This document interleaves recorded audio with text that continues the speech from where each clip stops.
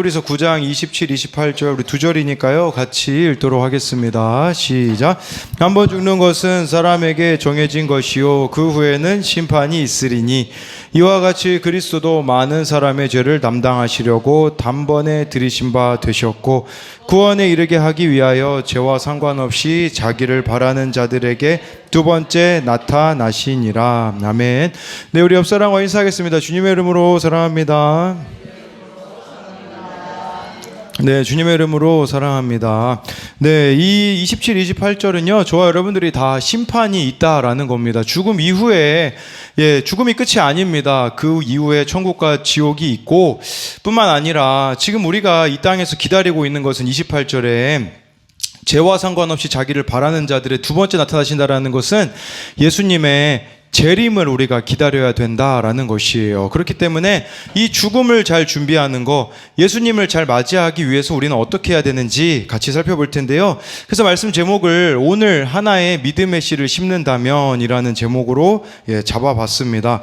어제 아내가 우리 첫째 아들 예찬이가 학교에서 그림을 보여줬어요. 그래서 너는 어떤 씨앗이니? 라고 했을 때 저 씨앗에다가 예찬이가 시키지도 않았는데 이렇게 믿음이라고 써놨더라고요. 믿음의 씨를 심는다고 하는데, 이 마틴 루터가 한 말 중에요. 이런 말이 있어요. 내일 지구에 종말이 온다고 할지라도 나는 오늘 한 그루의 사과 나무를 심겠다라는 말을 했다고 하더라고요. 이게 잘못돼가지고 17세기에 스피노자가 한 말이라고 하는데 16세기에 마틴 루터가 한 말이라고 하더라고요. 내일 여러분 마지막 날이 오면요, 오늘 한 그루 나무를 심겠대요. 이게 무슨 말일까요? 그냥 평소처럼 내일을 맞이하겠다라는 말이에요. 이것은 준비된 사람만이 할 수 있는 거예요. 내가 평소에 주님을 사랑해 왔으니 동일하게 내일 주님을 이 평범한 일상 속에서 맞이하겠다라는 것을 말하는 것이겠죠. 이 믿음의 씨를 심는다라는 것은 그거 아니겠습니까? 믿음은 들음에서 나고 들음은 하나님의 그리스도의 말씀으로 말미암느니라 라고 로마서에서 말씀하였기 때문에 저와 여러분들이요, 늘 말씀과 기도가 있는 삶을 살아간다면 내일 주님이 오시든 모레 주님이 오시든 무엇이 문제가 되겠습니까? 이미 내 안에 천국을 누리고 있는데 우리가 무엇이 걱정이 되겠느냐라는 거죠. 이번 달 그 큐티인에 보니까 영화가 소개되어 있더라고요. 띵크 무비 페이지에 I Can Only Imagine이라는 영화를 소개합니다. 이 영화는요, 실제 있었던 일인데 미국의 유명한 CCM 밴드 멀시미 리드 보컬 바트 밀라드의 실제 이야기로 만들어진 영화입니다. 이 바트가요, 어린 시절에요, 그의 어머니는 남편의 계속되는 폭력을 견디다 못해 바트가 교회 캠프를 다녀왔는데 그 사이 어머니가 집을 나가셨습니다. 홀로 남겨진 바트는 아버지 아서의 환심을 사려고 고등학교 미식축구 선수가 되지만 경기 중에 심한 부상을 입고 운동을 못하게 되어요. 더 이상 아버지에 대해서 어떤 기대감을 드릴 수가 없게 된 것이겠죠. 바트는 이후에 합창단에 들어가 자신이 좋아하는 음악을 하기 시작하는데 이를 못마땅하게 생각했던 아버지 아서는요, 그를 다그치거든요. 그랬을 때 결국 바트는 집을 나와 무명가수로 전국을 누빕니다. 그랬을 때 노래를 이렇게 하고 다니지만 사실 여러 가지 거절도 당하다 보니까 그만두려고 하는데 그 매니저가 예수님 믿는 사람이었는데 그에게 이제 그만 피해 다니고 두려움을 직면하라고 해요. 그래서 이렇게 물어봐요. 너는 가끔 무대에서 남의 곡을 흉내내는 것 같아. 그런데 가끔은 진심이 보일 때 있어. 근데 그 진심이 드러날 때면 너는 겁을 먹고 감춰버리지. 도대체 뭘 피해서 그렇게 다니는 거니? 라고 묻자 이 바트가 아버지요 라고 이야기를 합니다. 그래서 이 바트가요, 이대로 안 되겠다. 뭘 해도 이 아버지와의 문제가 해결되지 않으면 나는 되길 수가 없으니 그 문제를 해결하러요, 이제 아버지에게로 갑니다.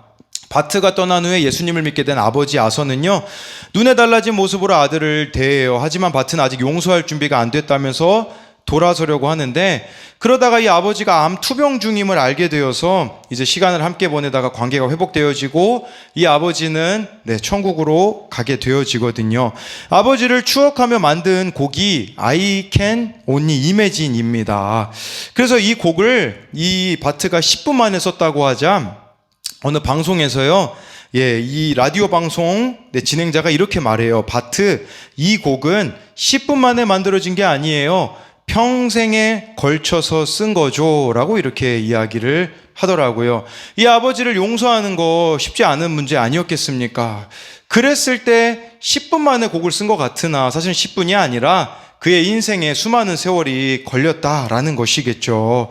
뭘 이야기 드리고자 하는 거냐면요, 믿음의 씨가 심긴다라는 것은 저와 여러분들이 말씀을 통해서 적어도 이런 변화들을 경험해 본 적이 있느냐라는 것이에요. 말씀이 말씀하시는 바는 알아요. 그런데 그렇게 하고 싶지 않는 우리의 모습이 있을 수 있는 것이죠. 제가 평소에 친하게 지내고 계신 어느 목사님의 설교를 오늘 들었는데 그런 이야기를 하시더라고요. 말씀을 묵상하다가 이 야곱의 그 아들들이요, 요셉과 그 형들의 화해가 이루어지지 않거든요. 야곱이 죽고 나서야 요셉과 요셉의 형들의 화해가 직접적으로 이루어지는데, 이 목사님이 설교하려고 말씀을 묵상하다가 문득 이런 생각이 들었대요. 나에게는 무슨 묻어둔 죄가 있는가? 그런데 이 목사님이 생각하다가 떠오른 게 있다고 하더라고요. 사역을 일찍 시작하면서 중고등부 찬양팀을 많이 했는데 그때 한 학생에게 상처 준 적이 있었다고 해요. 이 예배팀 싱어를 하고 있는 학생인데 매일 지각하고 곡도 안 듣고 오고 마이크도 대충 정리하고 가고 어쩔 때는 주일에 오지도 않았다고 해요. 그러니까 불편한 마음이 있다가 한 번은 폭발을 했다고 해요. 그래서 이렇게 이야기했다고 해요. 너는 그 자리에 설 자격도 없다. 내가 어떻게 예배를 드리냐? 하나님 앞에 내가 자격이 있냐라며 쏘아 붙였다고 해요. 결국 그 학생과 그 학생의 부모는 그 교회를 떠나게 되고 나중에 이분이 다시 찾아가서 사과를 했으나 받아들여지지 않았다고 해요. 그러면서도 한편으로는 나는 이미 사과하러 갔기 때문에 괜찮다라는 생각이 들었는데, 이게 거의 한 10년 넘게 있었던 일이거든요. 10년, 20년 전 이야기인데 다시 말씀을 묵상하다가 생각난 거예요. 이거 내가 해결 안 됐구나. 그래서요, 설교 준비 전에 그 학생에게 어떻게 연락처를 알아내가지고요, 다시 전화를 해서 미안하다고, 또 그 부모에게도 미안하다라고 사과를 했다고 하더라고요. 그러면서 다시 관계가 좋아지게 되었다라고 하시는 그 설교를 들으면서 우리도 얼마나 많은 말씀을 듣습니까? 그러나 그 말씀을 저와 여러분들이 실제 삶으로는 얼마나 가지고 가고 있는가? 실제 삶으로 가져간 말씀만이 믿음의 씨가 되어서 심겨진다라는 것입니다. 저와 여러분들이 어떻게 오늘 하나의 믿음의 씨를 심을 수 있을지 나눠볼 텐데요. 첫 번째로요, 오늘 하나의 믿음의 씨를 심는 사람은 내 죄를 봅니다. 히브리서 9장 4절 말씀을 읽도록 하겠습니다. 시작.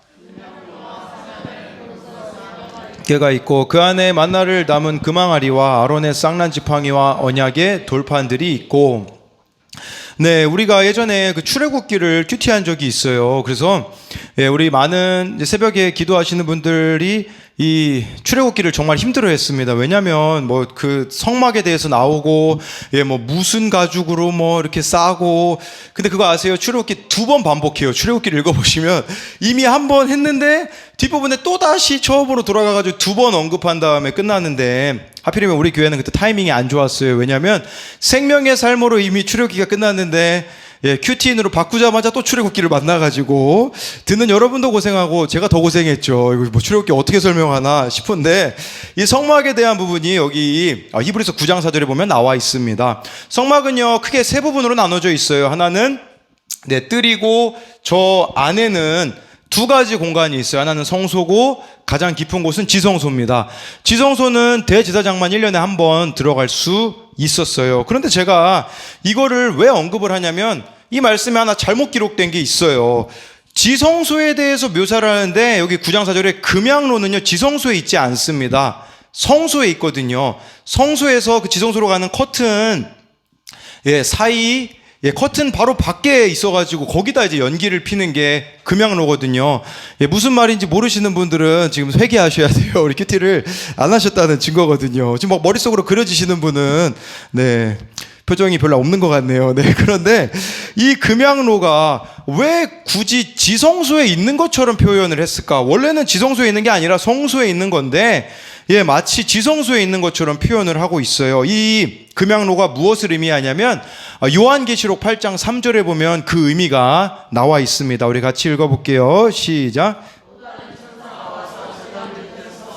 금왕료를 가지고 많은 양을 받았으니 이는 모든 성도의 기도와 합하여 보좌 앞 금제단에 드리고자 함이라. 네, 여기서 이 금양로는요 기도라고 말씀해 주고 있어요. 성도의 기도라고 하고 있기 때문에 여기 지금 지성소는 하나님을 만나는 곳이잖아요. 가장 깊은 곳에서. 그 가장 깊은 곳으로 나아가려면요 금양로, 기도가 필요하다라는 것이에요. 그리고 여기 금으로 싼 언약궤, 언약궤는 지금으로 말하자면 우리에게는 성경이 되겠죠. 무슨 말이겠습니까? 정말 하나님을 깊이 만나고 싶으면요 기도와 말씀으로 나아가야 되는데, 금이라고 했잖아요. 금은 귀하지 않습니까? 말씀과 기도를 얼마나 우리가 귀하게 여기고 있는지 그거를 지금 묻고 있는 것이라고 할 수가 있는 거예요. 그런데요 기도를 많이 할수록, 말씀을 많이 읽을수록요 교만해지는 사람들이 있어요. 자기 의에 차는 사람이 있어요. 저도 곰곰이 생각해 보니까 제가 신학대학원 다닐 때 이 순복음에는요 막 은사 받았다라는 분들이 막 많으시거든요. 막 예배 드리다가 막 어느 전도사님이 저보고 갑자기 와가지고요 귓속말로 이렇게 얘기하더라고요. 전도사님, 은사가 전도사님에게 임했어요. 저보고 그러는 거예요. 그래서 제가 되게 기분이 좋았거든요. 임하긴 뭐가 임해요. 하나도 안 임했죠. 그런데 문제는 뭐냐면 자신이 그렇게 은사가 많다라고 말하는 전도사님이, 제가 그분이 거짓되다라는 걸 어떻게 알았냐면 시험 볼 때였어요. 딱 시험 보기 전에 저한테 뭐라고 귓속말하는 줄 아세요? 답 좀 보여주세요. 그래가지고 제가 맨 앞자리 가가지고 앉았거든요. 이거예요, 여러분. 막 말씀과 기도라고 하는데 삶으로 끌어가지지 않는다면, 그게 자기 의가 되고 자기 능력이 된다면 아무런 소용이 없다라는 것이겠죠. 정말 저와 여러분들이 바르게 기도하고 바르게 말씀을 보면 어떻게 될까요? 그 뒤에 나와 있잖아요. 그 안에 만나를 담은 금항아리, 아론의 쌍난 지팡이와 언약의 돌판들이 있고, 이 그림이에요. 근데 이게 바로 언약궤거든요. 저 언약궤 위에는 저 두 천사 그룹들이라고 하죠. 날개를 피고 있는 저 뚜껑을 속죄소 또는 시은자라고 합니다. 그 안에는 세 가지 물품이 들어있었어요. 이 만나가 들은 항아리, 또 두 돌판은 십계명이겠죠. 아론의 쌍난 지팡인데요. 이 세 가지의 공통점은 지난번에도 여러분들에게 말씀드렸지만 다 불순종과 관련이 되어져 있습니다. 만나 먹을 때 이스라엘 백성들이, 만나 이름의 뜻이요, 이게 무엇이냐라는 뜻이에요. 그러니까 이게 막 먹다 보니까 막 별로니까 그렇게 이야기했어요. 우리 그냥 애굽으로 돌아가서 고기 먹고 싶다. 불순종이었죠. 두 돌판은요, 십계명 모세가 받으러 간 사이에 이스라엘 백성들이 뭐 합니까? 금송아지 만들어서 숭배하지 않습니까? 저 아론의 쌍난 지팡이는요, 아론 보고 너만 지도자냐? 우리도 지도자가 될 수 있다 라고 하나님이 세우신 질서와 권위를 무시하여서 저 아론의 지팡이에만 싹을 하나님이 나게 하셨다라는 것은 무엇을 말하는 거겠습니까? 저와 여러분들이요 기도와 말씀을 바르게 하면 나의 불순종, 나의 죄인됨을 보는 것이라는 거예요. 그러니까 말씀과 기도가 바르게 되어지면 교만해질 수가 없는 거예요.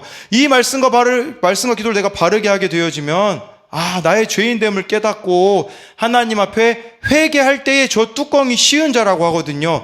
은혜가 부어지는 자리라는 뜻이에요. 내 죄를 보고 내가 회개를 하자 은혜가 부어질 수밖에 없다라는 것을 말씀하고 있는 것이죠.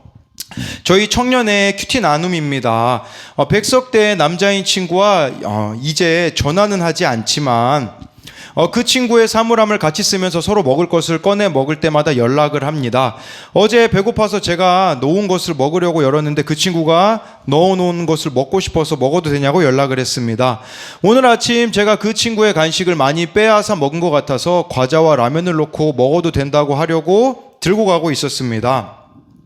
셔틀버스에서 화장을 다 하고 큐티를 듣는데 이 행동이 그 친구와 나의 구원에 방해되는 일이라고 생각이 되어졌습니다. 이런 일이 반복되어지면 서로 좋아하는 감정이 생길 수도 있고, 그렇다면 하나님께서 계획하고 계신 그 친구의 구원에 제가 걸림돌이 된다고 생각을 했습니다. 그래서 원래는 그 친구 주려고 사갔던 것을 다른 사람들과 이렇게 나누어 먹게 되었다라고 하면서 이런 고백을 저희 큐티 나눔에 올렸습니다. 제 언약궤는, 저 언약궤 들어있는 세 가지를 이 청년이 고백하는데, 산부인과에서 300만 원 넘게 쓴 영수증과 식도염 약봉투, 정신과 진료 들어있는 것 같습니다. 인정받고 싶은 마음이 너무 커서 우울증에 걸리고 이성에 넘어져 산부인과에서 진료비만 300만 원을 넘게 썼고 술과 담배를 많이 해서 식도염에 걸렸습니다. 하지만 하나님께서는 저 같은 죄인에게도 은혜를 베풀어 주셔서 말씀이 들리게 해주시고 나을 것 같지 않는 우울증을 낫게 해주시고 끊을 수 없을 것 같은 술과 담배의 중독에서도 자유해진 은혜를 베풀어 주셨습니다. 제가 죄인인 것과 하나님께서 한량없는 은혜를 베풀어 주신 것, 오늘 말씀을 통해 이 사실을 생각하며 감사하고 제 행동이 구원에 방해되는 행동임을 깨달았기에 친구에게 먹을 것을 주고 싶은 마음을 내려놓을 수 있었습니다. 하나님과의 친밀함을 통해 제 행동이 구원에 방해되는 일은 분별하고 구원에 도움이 되는 일을 선택하기를 소원합니다 라고 이야기를 했어요. 이 고백을 나누는 거 어려운 일이지 않을까라는 생각을 해보게 되어지는 거죠. 근데 이렇게 나눌 수 있는 이유가 무엇입니까? 나눌 때요, 은혜가 부어진다라는 것을 아셔야 합니다. 저와 여러분들이 숨기면 숨길수록요, 은혜는 고갈될 수밖에 없다는 것을 아셔야 돼요. 내가 지금 은혜가 고갈되어져 있다면 보셔야 됩니다. 나는 진짜 이 죄인됨을 보고 있는가? 그게 안 보이니 은혜가 소멸된 것과 같은 삶을 살 수밖에 없는 것이겠죠. 이것에 대한 적용 질문은요, 기도와 말씀을 통해 자기 의와 교만에 빠졌습니까? 아니면 자기 죄를 보았습니까? 나의 죄인됨을 고백하였을 때 하나님께서 부어주신 은혜는 무엇입니까? 두 번째로요, 오늘 하나의 믿음의 씨를 심는 사람은요, 성령의 도우심으로 십자가를 집니다. 우리 히브리서 9장 14절 말씀을 같이 읽도록 하겠습니다. 시작.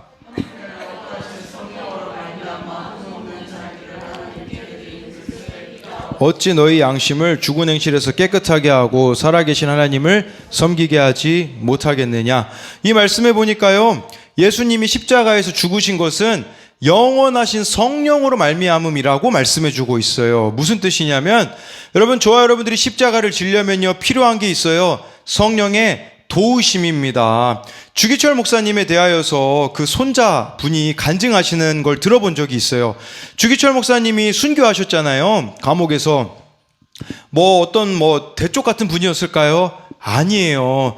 유약하고 연약하였다라고 합니다. 그러나 성령의 도우심으로 그 길을 걸어갈 수가 있었다라는 거죠. 여러분, 십자가는요, 내 힘으로 지는 게 아니에요. 내 힘으로 지려고 하니까 지고 싶지 않고 질 수도 없어요. 그러나 성령의 도우심을 저와 여러분들이 구한다면요, 어떤 십자가라도 넉넉히 질 수 있다라는 것이에요. 저희 교회 청년의 큐티 나눔이에요. 나는 너무나 쉽게 죄에 넘어지고 무너지며 다시 일어나기 힘들어한다. 감정이 조절되지 않는 병을 앓고 있어 하나님을 의지해야만 하지만 그 증상이 심해지면 내 스스로 통제되지 않아 참 어렵고 힘든 상황들이 생긴다. 하나님이 내게 이런 병을 허락하신 것은 하나님께서 이 병을 통해 나타내시고 놀랍게 역사하실 일이 있기 때문임을 믿기에 이제 하나님을 온전히 신뢰하며 나아가기 원한다. 내 삶 속에 수많은 상처들이 있고 상한 마음들이 있다. 그러나 나의 아픔을 영광으로 바꾸실 하나님을 의지하며 오늘 하루도 그 부르심을 따라 걸어가는 내가 되길 소망한다. 학교를 정말 그만두고 싶고 더 다니기 싫은 마음이 크다 하지만 나를 보내사 서게 하신 이곳을 내가 힘들다라는 이유로 멋대로 떠나지 않기로 했다. 오늘 2024년 국가장학금을 신청하고 하나님께서 인도하실 그 길을 따라 함께 십자가를 지고 나가는 순종하는 내가 되기를 기도한다라고 이렇게 나눔을 올렸더라고요. 학교 가는 게 이 청년에게는 고통이거든요. 그러나 성령의 도우심으로 그곳 가운데 나아가겠다라는 고백을 볼 수 있다라는 것이에요. 이처럼 저와 여러분들이요, 성령의 도우심을 구하면요, 져야 할 십자가를 질 수 있다는 것이에요. 그러니까 이 큐티가 이런 거예요. 하나님께서 말씀하시고 예수님께서 십자가를 지시고 성령의 도우심으로 우리는 십자가 지는 적용을 할 수 있는 것이죠. 근데 문제는 무엇입니까? 내 능력이 너무 뛰어나기 때문에요, 성령의 도우심을 구할 일이 거의 없다는 게 사실입니다. 우리 그래서 성령의 도우심 안 구하고 있는 거 아니겠습니까? 오늘 아침에 그런 생각이 들더라고요. 가인의 후손과 가인이 아벨을 죽여서 셋을 하나님이 주셔서 셋의 후손이 비교가 되어지더라고요. 가인의 후손은요, 하나님을 떠났는데 가면 갈수록 더 잘 돼요. 세상적으로 보면요. 예, 돈도 잘 벌죠. 농사도 잘 짓죠. 음악도 잘하죠. 하나님 찾을 필요가 전혀 없어요. 셋은요, 보세요. 뭐 거기 아들들 보면 뭐 에노스 낳고, 예, 근데 저는 이걸 보면서 에노스 뭐 한계 병든 뭐 한계 상황 이런 자식 장애아를 낳은 거거든요. 장애아를 낳으니까요, 하나님을 구할 수밖에 없는 거죠. 룻기만 봐도 알 수 있잖아요.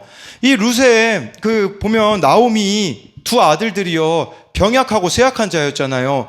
돈이 있으니까 어떻게 합니까? 모압으로 가버리지 않습니까? 저와 여러분들이요, 능력이 많으면 많을수록 성령을 덜 의지한다라는 사실을 아셔야 돼요. 그러나 능력이 없는 것을 부끄러워하실 필요가 없어요. 왜냐하면 그 무능력이 성령의 능력을 경험할 수 있는 통로라는 것을 알아야 한다라는 것이겠죠. 제가 10년 동안 청소년을 만나고 있는데 그러면서도 여전히 청소년이 저는 불편해요. 이게 적응이 안 돼요.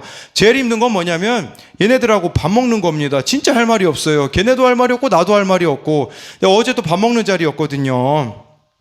제가 뭐 설교할 때는 이제 좀 뭐 말을 어느 정도 하는 것 같지만 실제로 만나면요, 진짜 말을 못 해요. 그래서 어제도 이 말씀 붙잡고 성령의 도우심으로 십자가를 잘 질 수 있게 해주세요. 이제 그렇게 기도하고 갔거든요. 근데 이제 갔는데요, 진짜 무슨 일이 일어나게 되냐면 이 고3짜리 아이였는데 예전에 중학교 때까지는 교회 다녔다고 하더라고요. 근데 교회를 안 다니고 있다가 우리 혜미쌤이 학교에 있으니까 이제 이 아이가 도서실에 오게 되어지고 이제는 뭐 친하게 되어졌는데, 그런데 저희가 이제 같이 보드게임을 했어요. 이제 벌칙을 제가 정하자고 했는데 혜미쌤이 갑자기 이렇게 얘기하더라고요.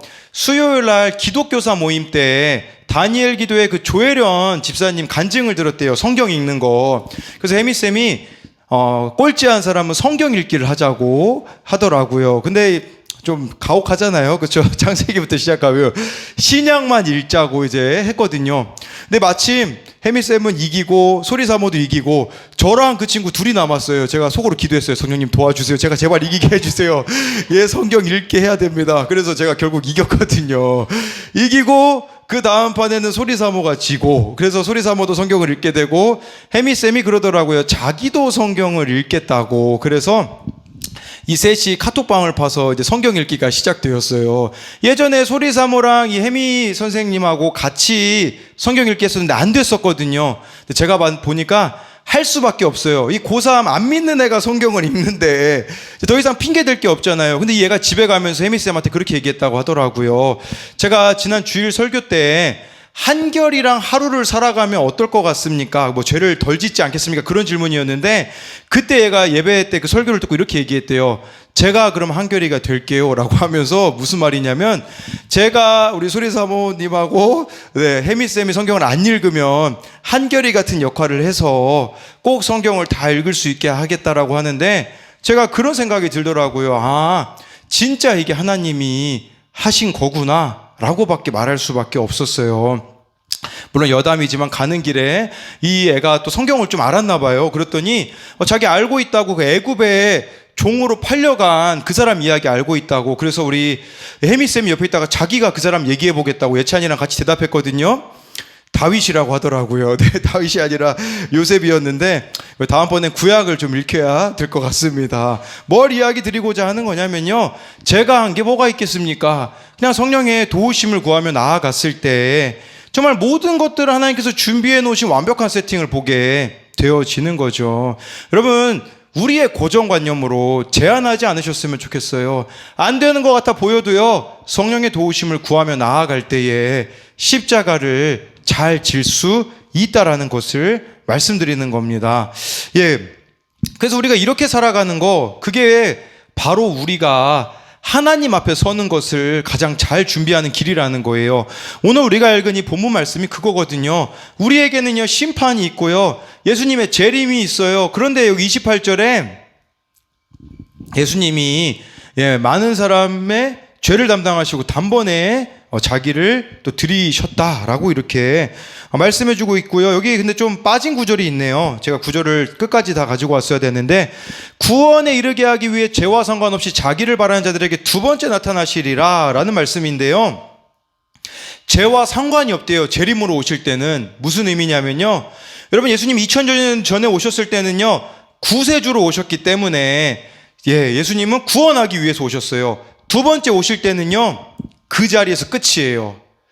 그때는요, 그냥 예수님이 오시면 믿는 사람들은 들림받고 믿지 않는 사람들은 영원한 형벌을 받게 되어지는, 그때는 회개할 기회가 없다라는 뜻이에요. 그렇기에 죽음을 준비하는 거, 재림을 준비하는 것은 다른 게 아니에요. 늘 기도와 말씀 속에서 내 죄를 보고 은혜를 구하며 성령의 도우심 가운데 매일매일 십자가를 지며 살아가는 것이 우리 주님을 맞이할 수 있는 가장 좋은 길이 아니겠냐라는 거죠. 그래서 이것에 대한 적용은요, 내 힘으로 질 수 없기에 성령의 도우심으로만 져야 하는 내 십자가는 무엇입니까? 예수님 맞이할 준비가 되어 있습니까? 제가 이번 주에 영화 1947년 보스턴이라는 영화를 봤습니다. 이 영화는요, 보스턴 마라톤 대회에 이제 참여하게 되는 그 선수에 대한 이야기예요. 아마도 여러분 손기정 선수를 잘 아실 겁니다. 손기정 선수가요, 1936년 베를린 올림픽에서 마라톤으로 세계 신기록을 세우거든요. 그런데 가슴에 일장기가 있기 때문에 그것을 화분으로 가리고, 가장 영광스러운 자리 아닙니까? 저 그 면류관과 같은 월계수를 푹 눌렀었잖아요. 눈을 가리고. 가장 영광스러운 자리인데 가장 수치스러웠던 거예요. 왜냐하면 나라가 없기 때문에. 일본의 그 일장기가 너무 부끄러워서 이 사건 이후로 손기정 선수가 어떻게 되냐면요, 일본에서 더 이상 이제 마라톤 선수로 뛰지 못하게 제명시켜 버립니다. 그리고요, 이 기록도요, 우리나라 기록이 아니라 일본 기록으로 남게 되어져요. 얼마나 수치스러웠겠어요. 그래서 영화에 보면요, 막 손기정 선수가 이제 더 이상 무슨 희망이 있어요. 막 술 퍼마시고 마음대로 인생을 살아가다가 그때 서윤복이라는 학생을 만나게 되어져요. 이 서윤복은요, 제2의 손기정으로 촉망받는데, 손기정 씨가요, 보스턴 마라톤 대회에 나가자라는 제안을 해요. 그래서 손기정 선수가 감독이 되어서 이 서윤복을 키우는데요. 그래서 이제 보스턴에 가잖아요. 나라가 자유를 얻었잖아요. 그래서 이제 막 보스턴으로 가는데도요, 여러 가지 시행착오가 있어요. 힘들게 갔는데 문제는 뭐냐면, 출전 전날에 성조기를 가슴에 달고 출전하라고 합니다. 왜냐하면 아직 미 군정체제에 있기 때문에 성조기를 달아야 된다라는 그 말에 손기정 씨가 어떻게 하는 줄 아십니까? 이 보스턴 마라톤 대회 가는데도요, 돈이 많이 들었거든요. 돈을 구할 수 없을 때, 그리고 또 성조기를 가슴에 이 서윤복 씨 보고 달라고 할 때요, 그때 손기정 씨가 앞에 나가가지고요, 자신의 수치를 드러내더라고요. 뭐라고 이야기하냐면, 저는 나라가 없어서 일장기를 가슴에 달고 나갔던 사람입니다. 너무 수치스러워서 이 수치가 우리 후손에게는 전해지지 않기 원합니다. 도와주십시오. 그 말에 국민들의 마음이 움직여서 보스턴 마라톤 대회 가는 돈이 모금이 되어지고요, 그 성조기를 가슴에 차야 된다라는 그 사람들의 마음이 움직여서 우리나라 국기를 이렇게 차고 대회에서 1등을 서윤복 씨가 하게 되어지거든요. 그런데 이 손기정 씨의 모습을 보면서 참 많은 생각이 들더라고요. 이게 우리가 보여줘야 될 모습이구나. 나는 수치스럽고 나는 부끄럽지만 그것들을 드러냄으로써 우리의 후손들은 이 죄악된 길을 가지 않도록 하는 것이 우리의 역할이 아니겠습니까? 유다가 그랬잖아요. 며느리 사이에서 자식을 낳고서는 그 모든 수치를 드러냈을 때 그의 후손들이 어떻게 되어집니까? 예수님이 유다의 후손으로 오지 않습니까? 저와 여러분들이요, 잘 이 수치를 드러내고 죄인됨을 드러내며 가는 길만이 안전한 길이라는 사실이에요. 그러다 보면요, 내 자녀는요, 언젠간 돌아올 수밖에 없어요. 왜냐하면 봤거든요. 나의 부모가 어떻게 죄와 싸웠는지, 어떻게 이 죄와 피 흘리기까지를 싸웠는지를 알기 때문에 세상으로 간 것 같아도 다시 돌아올 수밖에 없다라는 사실인 것이죠. 어제 아내랑 대화를 하는데, 이제 아내가 저한테 이런 좀 그 팩트 폭력을 날렸어요. 뭐라고 얘기하냐면, 여보, 한결이는 자기를 닮아서 인정 중독이 있는 것 같아. 이렇게 이야기를 하더라고요. 걔가 막 그 유치원에 가도, 네, 막 선생님들에게 인정을 받으려고 하고, 예, 그래서 제가 처음 이런 얘기 들으면 여러분 그렇잖아요. 네, 그러면 이제 예찬이에게는 소리사모 같은 모습이 없나 막 이런 생각이 들더라고요. 처음에는 저도 뭐가 얘기하고 싶지만 근데 생각이 안 나서 뭐 맞겠구나. 여러분 그렇다면 제가 해야 되는 게 뭘까요? 앞서서 인정 중독과 싸워가는 모습을 한결이에게 잘 보여줘야 한다라는 것이에요. 지난 월요일에 이제 우리들 교회 김양재 목사님이 안성에 오셔서 저도 그 강의를 들으러 갔는데 갔다가 나무라고 하셔서 같이 저녁도 먹고 이런저런 얘기를 나눌 수 있는 시간이 있었어요. 그런데 대화 중에 김양재 목사님이 그냥 웃으시면서 우리들 교회 혹시 그 부목사로 올 생각이 없냐고 이렇게 이야기를 하셨거든요. 제가 속으로 되게 간다는 말은 아니지만 속으로 되게 기분이 좋았거든요. 그래서 저희 어머니한테 이야기를 드리고 저희 어머니가 저희 아버지한테 이야기를 드린 거예요. 그랬더니 저희 아버지가 이렇게 이야기하셨대요. 제가 직접 들은 건 아니에요. 어머니를 통해서 들었는데 이렇게 얘기하셨대요. 부목사 설교 빼고는 안 되는 게 많을 텐데 이렇게 얘기를 하셨어요. 그러니까 뭐냐면 우리들 교회 가봤자 못하는 게 너무 많아서 다시 반품될 가능성이 크다는 거겠죠. 네. 그래서 제가 감사한 거는 그래도 설교라도 있으니 다행이다 이런 생각을 했거든요.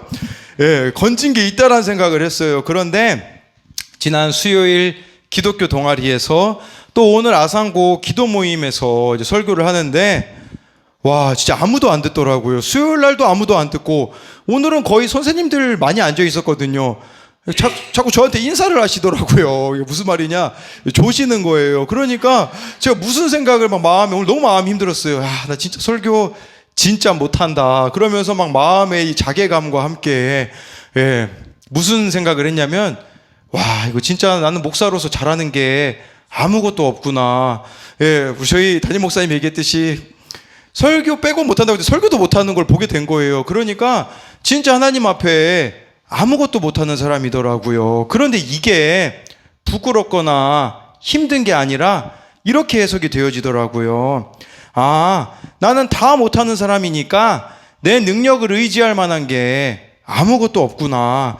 그러니 늘 말씀과 기도로 내 죄를 보고 성령의 도우심으로만 나는 살아갈 수밖에 없는 자구나. 예전에는 제가 뭔가 목사로 부르심 받은 게 대단한 줄 알았거든요. 잘하는 게 많은 줄 알았거든요. 그런데 점점 이 말씀을 통해 제 모습을 보니까요. 내세울 것도 없고 자랑할 것도 없는 사람이더라고요.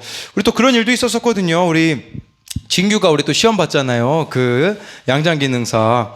당일에 전화했어야 되는데 또 깜빡하고 밤 11시에 전화하니까 바로 끊더라고요. 그런데 우리 지은쌤 나눔에 그 다음날 그런 내용이 올라왔어요. 어제 진규에게 연락을 하고 선물을 보냈다고. 제가 아차 싶은 거죠. 나도 진규에게 선물 보냈어야 되는데 카톡으로 진규한테 선물 보냈거든요.